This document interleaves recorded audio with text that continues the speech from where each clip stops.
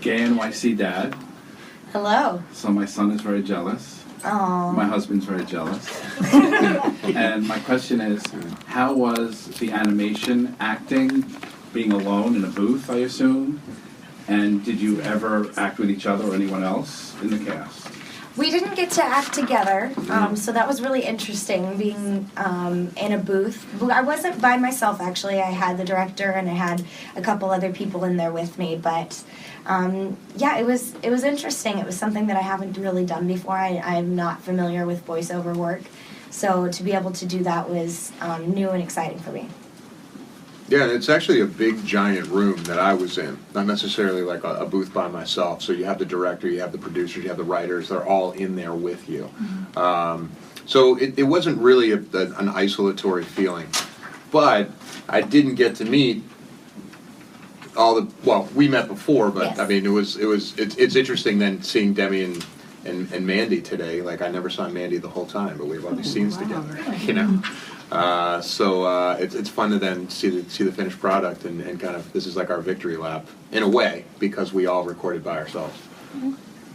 Well, my name is Shirley from New Mommy Bliss. I wanted to know, so after playing so many like amazing adult roles, how did it feel for you to play Hefty in a child's film? Well, it's great. I serve on the board at Pittsburgh Children's Hospital, and for years I've gone back to the hospital and done fundraisers, and and then they ask me, oh, I'll come around to the rooms and see the kids, which is great. Mm-hmm. But the kids have no idea who I am. So, which is not necessarily why I do it, but it would be really great if this really meant something to them. So they turn to their moms and be like, wait, he's a werewolf? He's not in Twilight. And they'd say, well, he's on the werewolf show Mommy likes. So this time around, it was really fun. I just came back from Pittsburgh, and Sony sent Hefty Smurf and the movie with me to Pittsburgh Children's Hospital for the kids who couldn't get out and go to the theater. So nice. So I got to see the kids hug Hefty and watch the movie, and so then now I have total street cred with little kids, which is great, because I also have a niece and a nephew, and I wanted them to be able to see Uncle Joe in something. Okay, and I also have a question for you, Demi. So you're like a very strong woman. I've read so much about you. So how did it feel for you playing a very strong female character lead in being Smurfette? Well, being Smurfette is such an iconic role to play in the cartoon world, so it was not only exciting for me, but it's also an honor, and I love the fact that she is so strong and independent, and she sets out to go on this journey by herself, and she ends up being followed by a few of her fellow Smurfs, but she's adventurous and she's courageous, and so that was very fun to play. Okay. So I have a question that has to do with that, Demi. I'm Claudia from Trendy Latina blog. Hello. And I'm actually going to bring our interview to the Brazilian audience as well. Oh. So my question is, I know you are seen as a confident woman, and I think you have shared a little bit of your personality into Smurfette. Could you share a little bit about it? Yeah, I would like to think that I'm confident most of the time, and bringing that to the character was something that was, I guess, easy for me because I just played a lot of... The character is similar to myself. She's adventurous and she's a little mischievous, so that was fun to play. Hi, I'm Nancy Horner with the Mom and Maven. I am the Mom and Maven. I want to know, Joe, I really liked Hefty's character because he wasn't exactly what he seems. Mm-hmm. He seems like he's a big, strong guy, but he has some really great traits, and I wanted to hear what your favorite traits about Hefty were. Well, probably, thank you for noticing. Probably his chivalry.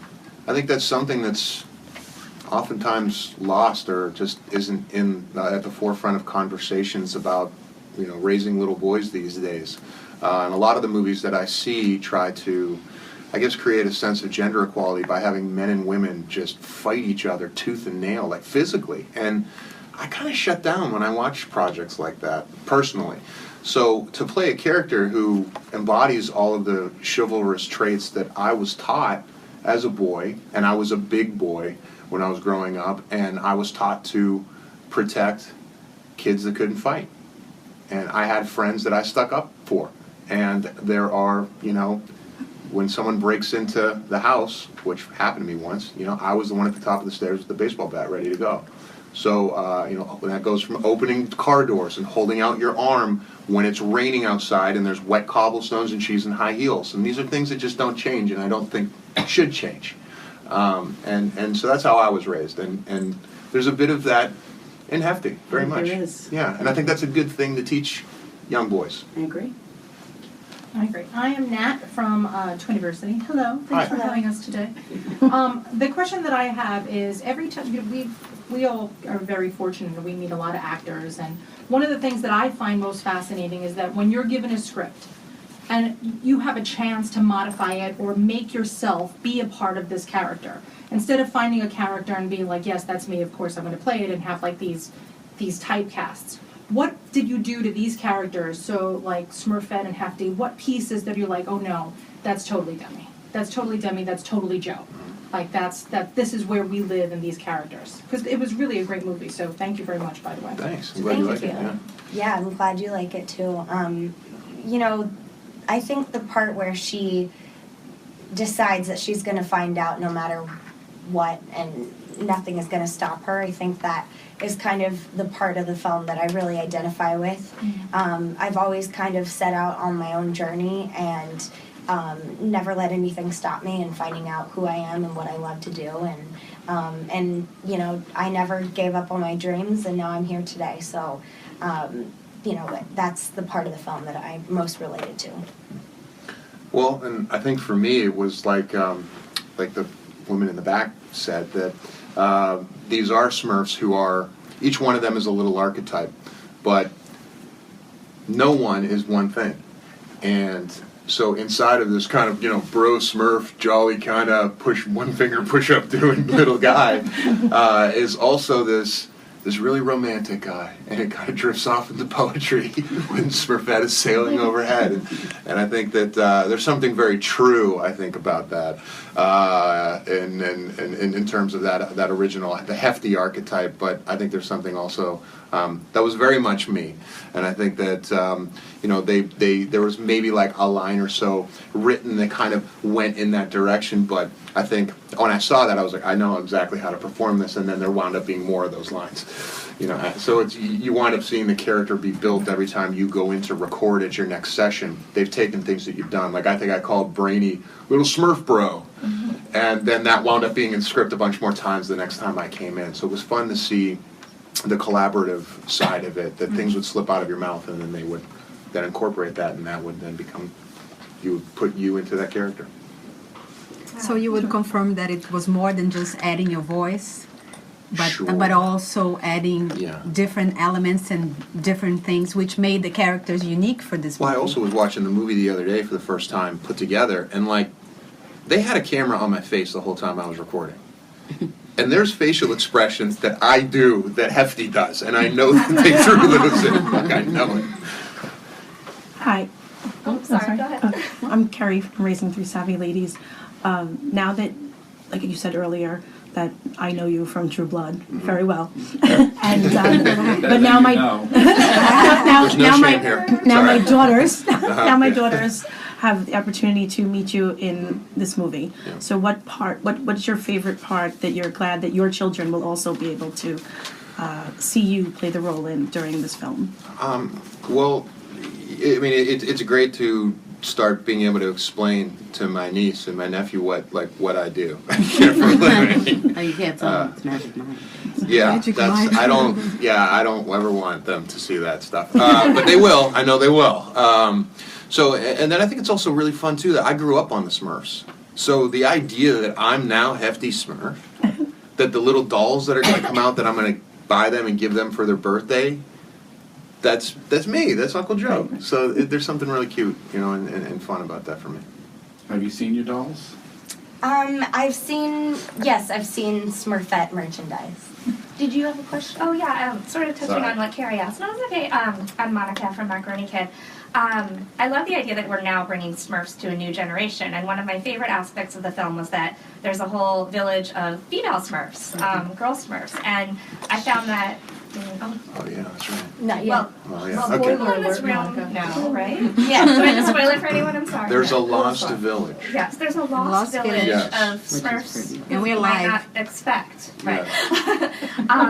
And I was just wondering, I found that to be very timely and sort of an interesting message for the upcoming generation and for our generation. And I just wanted to know what your take on it was, on having that lost village of Smurfs who shall not be named. I agree. I think it's very convenient timing right now. You know, we're entering a new era where there's more gender equality, which is really exciting. And a lot of people have always thought that I'm a feminist, and I like to think of myself as an equalist.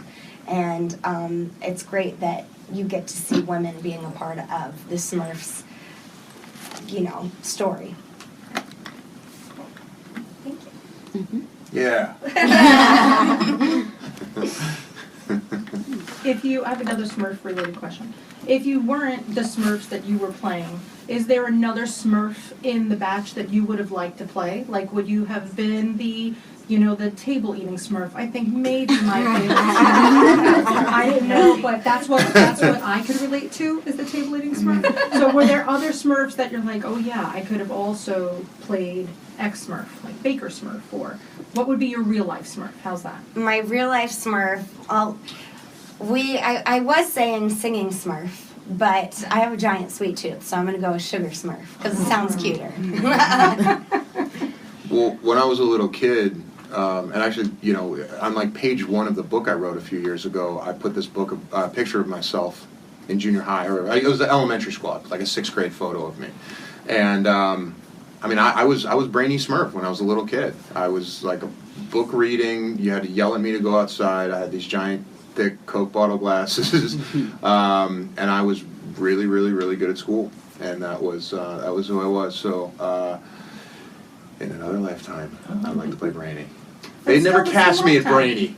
Darn it! Yeah, But it's still the same lifetime. but It's I've- still the same lifetime. I've got It's the just a range. different version. Darn it! I could play. Yes. Not to say that Jack, that there was a fantastic job done with Brainy, but that would have been a fun one. Sure. I could keep going. I feel bad. Do you think you'll sing in the next one? I don't know if I'll sing in the next one. I definitely wanted to keep it separate, so because I haven't done much acting in a while, or voice acting really ever. So I wanted to keep it separate. So how did you feel going into that booth and realizing, oh, you can't really sing, you have to kind of only voice over it?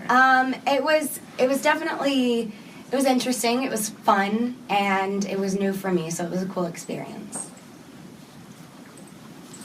Are we allowed to ask what's coming up for you guys next? Like what projects you're working on now that we could expect from you guys? Sure. Yeah. Yeah.